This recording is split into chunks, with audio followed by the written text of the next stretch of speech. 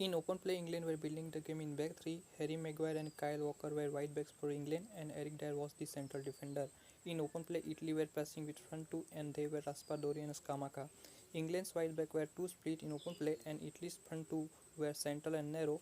The position of England's wide backs were very crucial in build-up phase.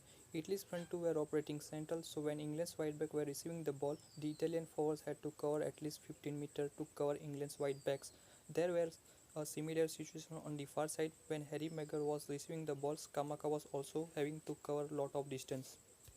You can see here Italy's forwards were 2 vs 3 down in front of England's backline. So when Italy's forwards were 1-on-1 with England's backline, one defender was free. So there was no pressure on England's defense, and England had always spare defender to receive the ball.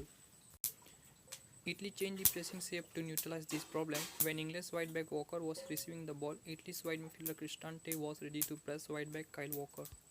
But there was always a problem for Italy. England were using two players, and they were Bellingham and Declan Rice. If Raspadori and Cristante were 1-on-1 with England's central defender and wide back, then the Italian forward had to deal with two players, and those two players were pivot and wide back.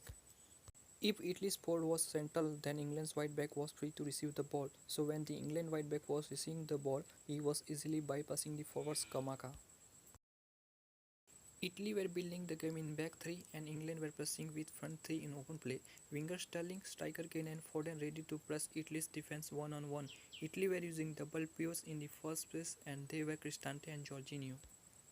You can see here Bellingham's position was alongside the pivots, and England's wingback was on Italy's wingback. So when the England winger was unable to close down Italy's wide back, the dropping forward Raspadori was free to receive the ball.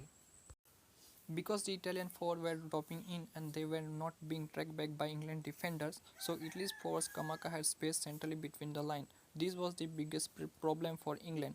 Off the ball, England's midfielder were pushing high and Italy's forward were dropping in. So when England defense was not being committed on Italy's forward, so centrally huge space was being created. In open play, Italy were pressing with front two, and Italy's forward were 3 vs 2 down in front of England's central defender. So when Italian forward were split, the central defender of England could move between the two Italian forwards. If Italy's midfielder were high with Bellingham and Rice, then England's winger were easily receiving the ball between the line. And when winger was receiving the ball, the central defender was ready to close down Sterling. Because now central defender was out of position, so space was being created in middle of the defense, and Kane was ready to occupy that space. Generally, Declan Rice was operating deep and Bellingham was pushing high, and England's winger were dropping in when England were building the game. The Italian wide back were forcing to track back Foden because of Foden's dropping. Because Italy's wing back was high on England's wing back, in this case, two defenders of Italy's were high on the left channel, and left channel was completely open for Bellingham, and Bellingham was ready to use that space.